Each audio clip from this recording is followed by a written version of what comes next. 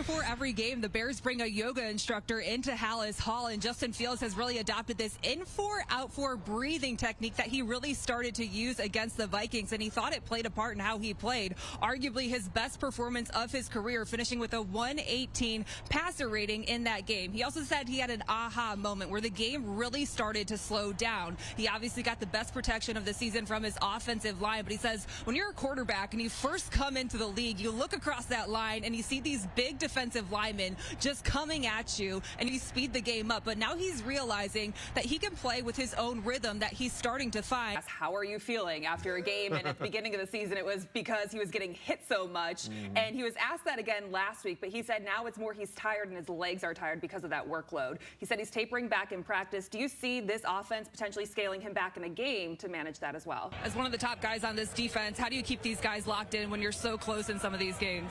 I mean, just got to keep pushing. I mean, we close, but it's not enough. I think we need to take a moment and reflect on this entire week, because we started this week on Monday Night Football seeing Damar Hamlin collapse on the field. And it was Wednesday when we got to talk to the Bears players for the first time. And Matt Eberflus had alluded to the fact that a lot of the players were taking it and handling it very differently. And Jaquan Brisker actually knew Damar Hamlin and has known him since he was in 8th grade, because they are both from the Pittsburgh area. And he had to take a step away from Hallis Hall. He said he just needed to get out of the building to collect his thoughts and feelings in what was a very emotional few days, and then turn around and get ready to play his final game of his rookie season here today.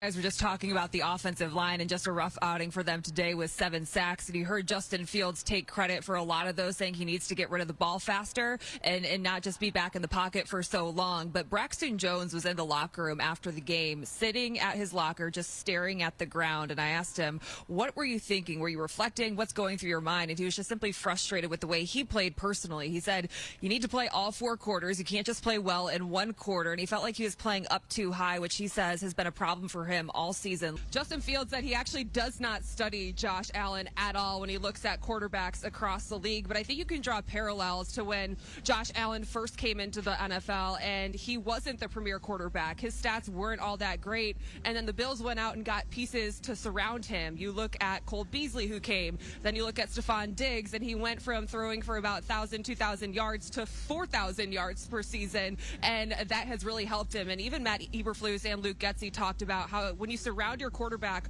with strong weapons, it opens up the game for everyone else involved. So that's something that we're going to be eyeing as the Bears enter the offseason with all that cap space. And Jalen Johnson was frustrated after the loss last week. We all saw him get called for those 2 illegal hands in the face penalties, that 1 questionable call that negated the Jack Sanborn interception. But he was also playing banged up. He felt this oblique injury that he was dealing with happen in the Dolphins game, but elected to play because he couldn't injure it any further. But as Matt Eberflus said, if a player is out there, they expect them to compete and give it 100%, and Jalen Johnson echoed that. This season, he's been targeted 25 times and has allowed 16 catches with 3 passes defended. And anytime you talk to him, he says all he wants to do is dominate and be known as a top corner in the league. It's funny, when we were talking to all the players this week, we're like, are you going to wear sleeves? Like, come on, it's going to feel like 20 degrees below zero. And every single one of them said, yeah, no, I'm not going to wear sleeves. Even Sam Musford was like, I got people I need to answer to. That is like a core thing everyone knows. No sleeves allowed. But the temperature below zero, the wind is whipping across the field from the south at about 10 miles per hour with gusts as high as 20 miles per hour.